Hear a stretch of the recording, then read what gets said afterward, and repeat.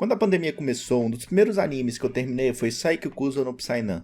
Dois tipos de história que eu sempre vou dar uma passada de pano, mesmo que a maioria das pessoas não gostem, são terror, e eu gosto de umas merdas bem ruins de terror, e comédia. E surpreendentemente, Saikikuzo foi uma surpresa bem positiva.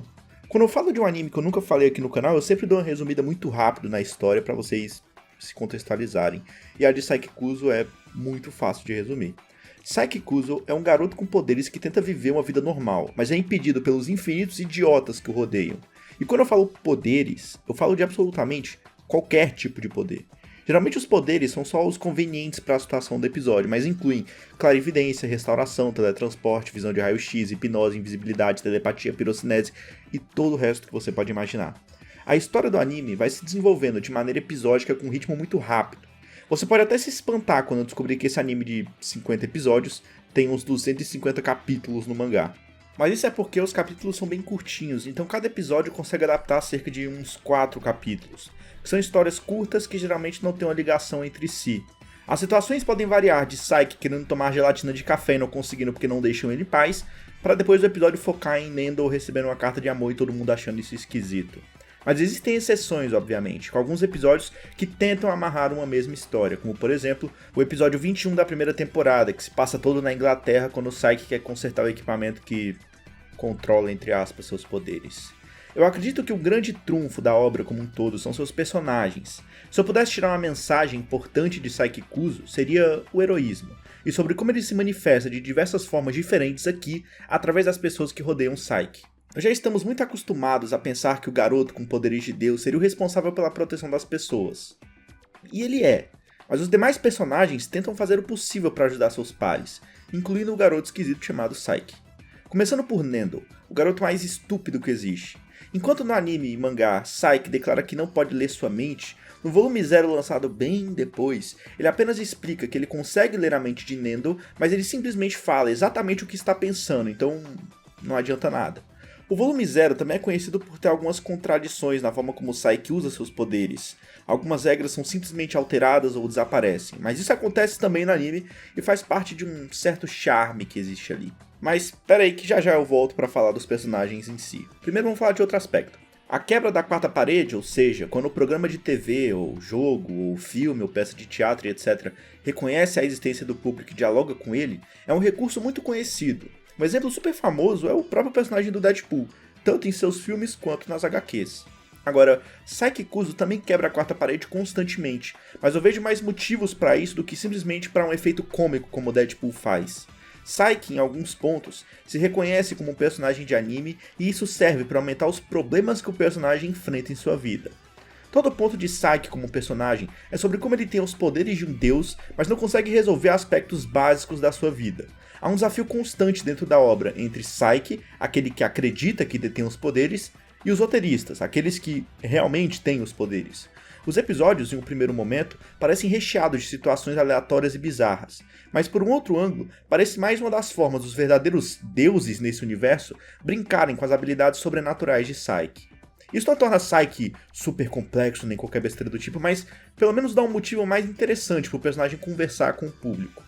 No episódio de Natal, por exemplo, Saiki faz um pedido, mas é incapaz de entender porque absolutamente todo mundo ao seu redor tem o seu pedido atendido e ele não. Ele até questiona quem os supostos deuses daquele universo estão ajudando, mas o embate entre ele e os roteiristas. Saiki também é um personagem interessante, porque as pessoas ao seu redor existem para justapor seu lado social, que é extremamente deficiente, e seus atos de heroísmo. Os personagens da obra são extremamente simples. Geralmente eles estão lá para, vamos dizer assim, melhorar uma das características do personagem do Saiki. Porque eles têm atitudes e decisões que são tão piores que eles alimentam uma aura ao redor do Saiki. E eu falo isso tanto dos personagens que têm poderes e os que não têm poderes, mas a gente volta nisso daqui a pouco. O seu heroísmo nas histórias está associado à sua incapacidade de negar um pedido de ajuda e ao seu desejo de ver as pessoas ao seu redor felizes. Nós temos personagens como Kaido, que criaram um mundo fictício em sua cabeça de que ele é um super-herói perseguido por uma organização secreta. Kaido, apesar de não ter poderes, pode mostrar a alguém como Saiki que o herói é muito mais identificável pelos seus atos do que exatamente por quantas montanhas ele consegue mover com sua mente. Como por exemplo, quando ele defende a Teruhashi lá no capítulo 56 do mangá. Nendo, sendo o oposto de Saiki em aparência, músculos e inteligência, ainda se mostra um dos personagens mais bondosos da série. Ele não briga com ninguém, defende pessoas desconhecidas que precisam de ajuda e não age de maneira arrogante julgando as pessoas. Até por esse lado, ele se assemelha a Saiki, porque o protagonista, tendo o poder de ler mentes, claramente já está habituado às piores partes de todas as pessoas que ele convive, e mesmo assim, ele ignora isso e dá preferência às partes boas, ou às partes que menos o irritam. Dentro da série, nós temos dois personagens que assumidamente também têm poderes, Ayura e Toritsuka. A diferença crucial entre Saiki e eles é que os dois usam seus poderes para autopromoção, ganhando dinheiro, ou mulheres, ou simplesmente atenção. O irônico disso tudo é que Saiki se esforça ao longo da obra para não ser notado, e mesmo assim cria uma aura atraente para as pessoas, que acabam se aproximando dele criando laços de amizade. É até estranho pensar como esse grupo de pessoas olhou para esse moleque que fala pouco, não expressa muita coisa e sempre vai aos mesmos lugares e eles simplesmente assumiram que ele era amigo deles. Quando eu falo que Ayura e Toritsuka são dois personagens que assumidamente têm poderes, é porque dentro da série, até mesmo pelo seu formato cômico, existe a impressão de que a maioria das pessoas ao redor de Saiki tem algum tipo de habilidade sobrenatural. Nendo, por exemplo, é imune à leitura de mentes de Saiki.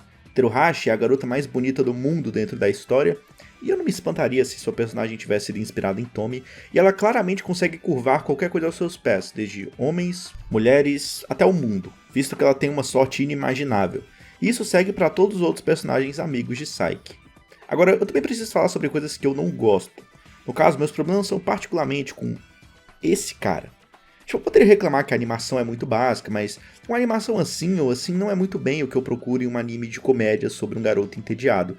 Mas esse cara, puta que pariu, cara. Seu personagem inteiro é obviamente uma grande piada, só que de um mau gosto absurdo. Obviamente em Saiki-Kusa você tem a piada do personagem que é tarado, haha, engraçado e tal. Mas esse cara vai um passo além. Porque ele é tarado na própria irmã. E é realmente isso. Obrigado, mundo. Saiki-Kusa, no geral, é um anime muito simples e que se você for bobo igual eu, talvez te arranque muitas risadas. Eu recomendo fortemente para quem gosta de animes de comédia e o ponto-chave é realmente o personagem do Saiki e suas interações com as situações do cotidiano. Mas, eu acho que por hoje é isso. Tchau.